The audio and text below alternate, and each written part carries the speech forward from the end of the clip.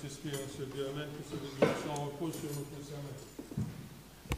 Nous avons entendu ensemble un grand miracle du Seigneur qu'il a fait à Capernaum quand il était dans une maison et 4 personnes ont amené un paralytique et qu'ils l'ont fait suspendu du toit pour le présenter devant le Seigneur.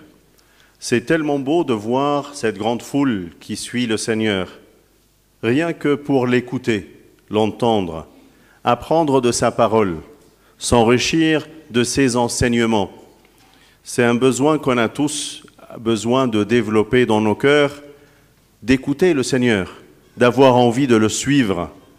Peu importe où, qu'est-ce qu'il va faire un miracle, il va rassasier les affamés, il va guérir les malades, c'est une certitude. Mais le plus beau, c'est de voir cette foule et la foi présente dans leur cœur quand ils suivent le Seigneur que pour l'écouter. Ces 4 personnes qui avaient la foi qu'une fois ils présentent ce paralytique devant le Seigneur, il sera guéri, nous dévoilent aussi la puissance de la foi en la guérissant par la main du Seigneur. Mais le Christ a voulu apprendre à cette grande foule qu'est-ce qui est le plus important? La guérison de ma maladie ou le pardon de mon péché? Qu'est-ce qui est le plus important? Quand je suis malade, ça me travaille énormément au point que si le Seigneur ne me guérit pas, ma foi en lui est en question. Parfois, certaines personnes disent, si le Seigneur ne me guérit pas, c'est qu'il n'existe pas. Si je ne suis pas guéri, c'est que le Seigneur n'existe pas. Cette foi, elle est un peu bizarre, parce que qu'est-ce qui est plus important? La guérison de cette chair qui sera un jour enterrée et tu vas l'abandonner, ou la guérison de ton âme, de son péché, et la liberté de ton péché que tu peux avoir, et que le Seigneur n'a fait qu'une démonstration via le miracle de guérison. C'est pour cela qu'il a posé la question à la foule. Qu'est-ce qui est plus difficile? De lui dire, tes péchés sont pardonnés, ou lève-toi et marche. Qu'est-ce qui est plus difficile selon toi? L'un n'est qu'une démonstration de l'autre. Vous savez, ces 4 personnes qui ont accompagné ce jeune homme me rappellent 4 autres personnes dans l'Ancien Testament, dans 2 Rois chapitre 7, qui étaient délaissés à la porte de la ville de la Samarie. 4 lépreux à la porte de la Samarie. Pourquoi? Parce qu'ils sont lépreux. Selon la loi juive, les lépreux devaient être à la porte de la ville parce qu'ils sont... Il apporte la raison du péché. Donc, ils doivent être éloignés de la ville, à la porte. Mais est-ce que la Samarie est une ville qui vivait selon le Seigneur? Pas du tout. C'est une ville qui adorait les idoles.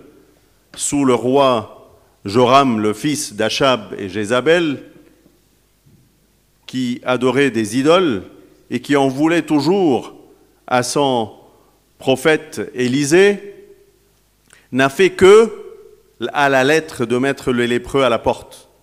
Mais ils n'étaient pas attentifs à la loi de l'Éternel.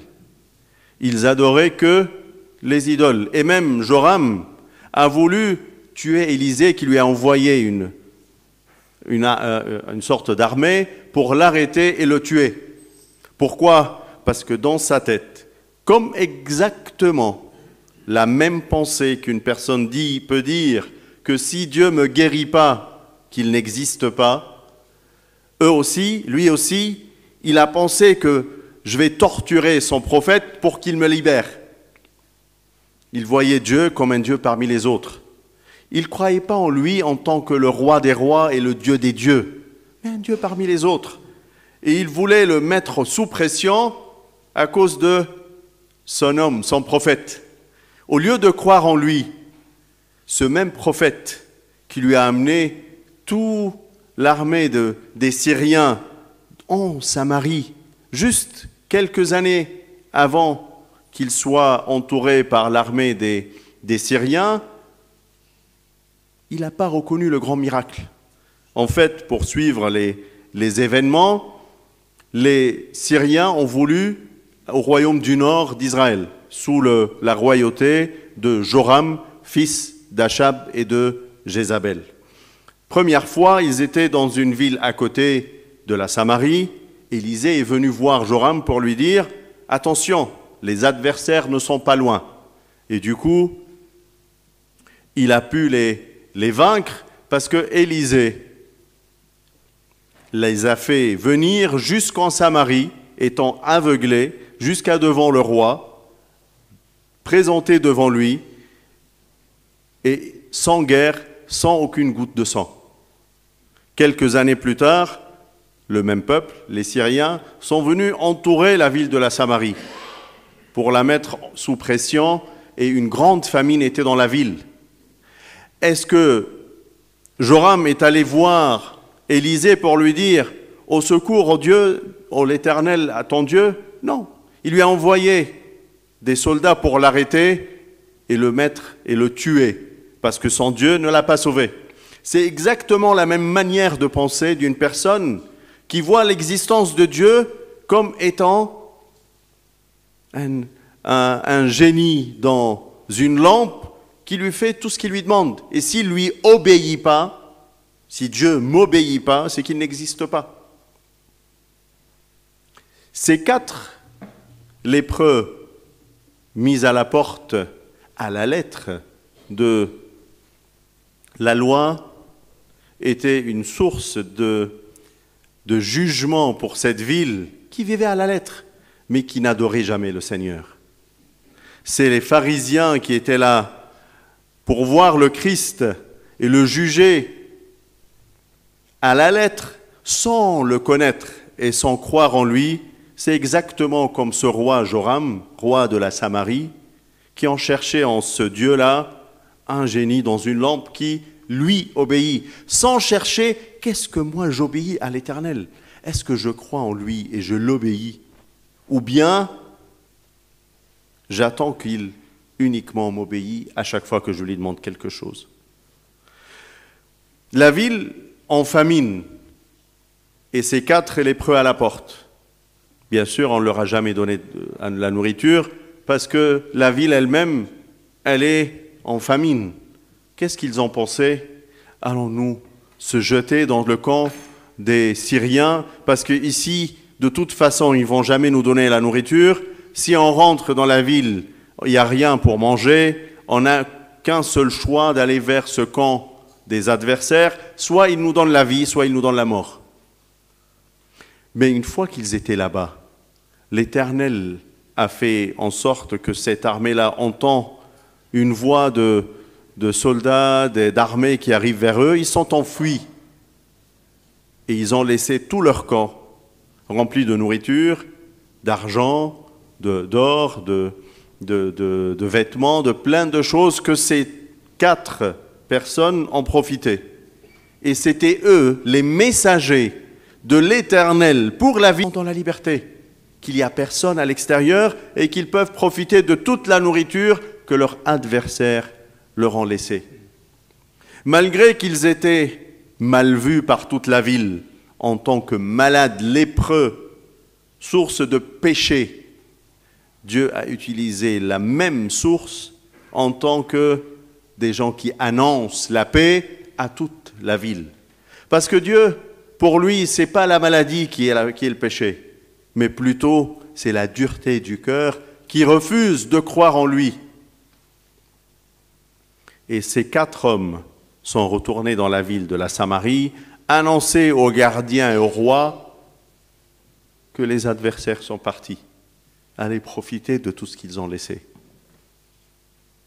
Tes péchés sont pardonnés. Cherche en premier lieu que tes péchés sont pardonnés avant de chercher que ta chair soit guérie. Qu'est-ce qui est plus cher? Qu'est-ce qui est plus important? Qu'est-ce qui est plus éternel pour toi? Si la maladie est présente, ça te rappelle la malédiction de ta nature humaine. le péché originel qui est en toi, la faiblesse qui est laissée dans ta chair, qui te fait malade, qui te fait vieillir et qui te laisse aller vers la mort de ce monde pour passer à la vie éternelle. C'est un rappel pour chacun de nous de s'éveiller par rapport à son péché et sa faible nature et son besoin d'aller vers l'éternel. Profite de ta présence auprès de lui, profite de ta prière, profite de ta présence dans sa maison. Lève ton cœur pour lui demander, Seigneur, j'ai envie d'écouter avec ce paralytique que tes péchés soient pardonnés. النهارده احبائي سمعنا مع بعض معجزه شفاء المفلوج المدلى من السقف، وفي المعجزه دي نلاقي السيد المسيح موجود في كفر نحوم، دخل الى بيت وفي جماعه كبيره من الشعب بتتبعه. شيء مفرح ان تلاقي جموع كثيره بتتبع المسيح علشان تسمع تعليمه، تتعلم من كلامه، تتمتع بوجودها معاه قبل حتى ما تنتظر معجزة أو شفاء أو إشباع جموع أو أي حاجة، لأن كلمة المسيح المشبعة هي هدف لكل إنسان. إيمان الناس دي تجلى في الأربع أشخاص اللي طلعوا لغاية السقف ونقبوا السقف ودلوا المفلوج ده عشان يقدموه قدام المسيح، وكلهم ثقة وإيمان إنه يقدر يشفيه. إيمان جميل جدا، إيمان مفرح للقلب. لكن المسيح أول ما شافه وفرح بالإيمان ده حب يقوي الإيمان أكتر. قال لهم أيهما أيسر؟ إيه الأسهل؟ أقول له إيه؟ أقول له مغفورة لك خطاياك، ولا أقول له قم احمل سريرك وامشي؟ تفتكروا كده لو فكرنا مع بعض النهاردة إيه الأسهل وإيه الأصعب؟ أصل مغفورة لك خطاياك مش شايفينها، مش همسكها بإيدي، مش هشوفها بعينيا، لكن قم احمل سريرك دي اللي أنا عايزها. كتير جدا الإنسان يقع في مرض يقول يا رب لو ما شافتنيش تبقى أنت مش موجود. إيه ده؟ إزاي؟ أيوه، لو ما شافتنيش يا رب يبقى أنت مش موجود. أمال أنت لازمتك إيه؟ يا خبر، هو لازمة ربنا إنه يشفي الجسد بس اللي آخره يتحط في صندوق كده في التراب؟ طب ده إيه ده؟ ده لو ربنا هو ده أوله وآخره إن يشفي جسدنا اللي هينتهي في التراب يبقى يعني ده شقاء وبؤس.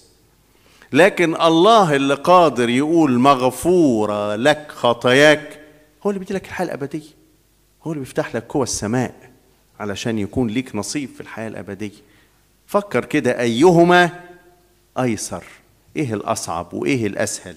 إيه اللي نفسك فيه وإيه اللي بتتمناه أكتر؟ الأربع أشخاص دول فكروني بأربعة كده برص عندهم برص، يعني مرضى بالبرص، رموهم بره الباب في مدينة السامرة. السامرة عاصمة المملكة الشمالية، كان ليها ملك اسمه يورام، ده ابن أخاب وإيزابل اللي هم الملوك الشريرين المعروفين يعني. فابنهم كان هو الملك، وكان إليشع هو النبي في ذاك الوقت. وكان أرام اللي هم جيرانهم كانوا بيعتدوا عليهم، على إسرائيل أو مدينة السامرة. فجم في مرة يعتدوا على المدينة وعملوا كده معسكر جنب المدينة، فأعلم إليشع بالروح، فراح قال لملك إسرائيل ليورام، فيورام أعد جيش، فعرف ملك اللي هو بن هدد ملك الأراميين عرف بالقصة دي، فقال في بيننا في جاسوس. قالوا له لا ده إليشع، لهم بس هاتوا لي إليشع ده. فراحوا يقبضوا عليه، ربنا أصابهم بالعمى ومشاهم كده لغاية ما وصلهم مدينة السامرة وسلمهم ليورام ملك إسرائيل.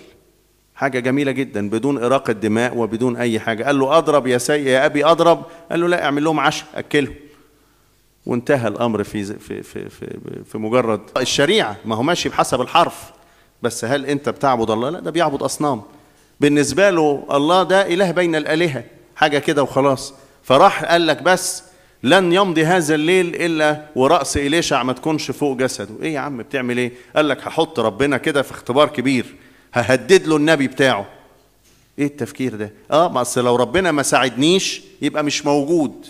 شوف التفكير، بدل ما تقدم لله مشاعر حب وامتنان ومعرفة بمدى الخير اللي بيعمله لك حتى بدون نقطة دم وبدون أي تعب من جهتك، يعني أكمل ربنا ساعدني من غير ما أعمل حاجة، من غير ما استاهل أصلا، لكن يوم ما ألجأ له وأصلي له أكلمه بالطريقة دي. طب يعني هل ده إيمان حقيقي عند يورام؟ ولا يعرف الإيمان ده ولا شافه، لدرجة إن إليشع قال ابن القاتل هذا جاي علشان يموتني. وفضل الوضع على ما هو عليه في الحصار والمدينة في جوع، لغاية ما الأربعة البرص دولت اللي سايبينهم على الباب تفتق ذهنهم، قال لك خلاص ما بيطلعوناش أكل، ما فيش أكل جوه، يطلعونا أكل بره إزاي؟ ما فيش. قالوا تعالوا إيه ناخد بعضنا ونروح في الكامب بتاع الأعداء، لأن هنا ما فيش أكل، ولو دخلنا مش هنلاقي أكل. فراحوا خدوا بعضهم وراحوا عند الكامب بتاع الأراميين، لقوا إن ما فيش حد، لأن الله أسمع للأراميين صوت خيول ومركبات. افتكروا إن ملك إسرائيل جاب لهم ملوك الحوثيين أو المصريين أي ملوك عشان يحاربوهم، فجريوا وسابوا بقى الهدوم والفلوس وكل حاجة سابوها محطوطة. فبالتالي دخلوا لقوا أكل ولبس وعز وفلوس وكلوا وشبعوا، وأصبح الأربعة دول مبشرين للسامرة بأن الأعداء يورام ده ملك السامرة، مش بالحرف حبيبي، مش بالشطارة انك طلعت دول. اين قلبك؟ اين قلبك؟ الحرف ما نفعكش بحاجة، سبتهم يموتوا على الباب، لكن قلبك كان فين؟ قلبك كان عايز يموت إليشع، قلبك ما عرفش يترفع ويصلي لي.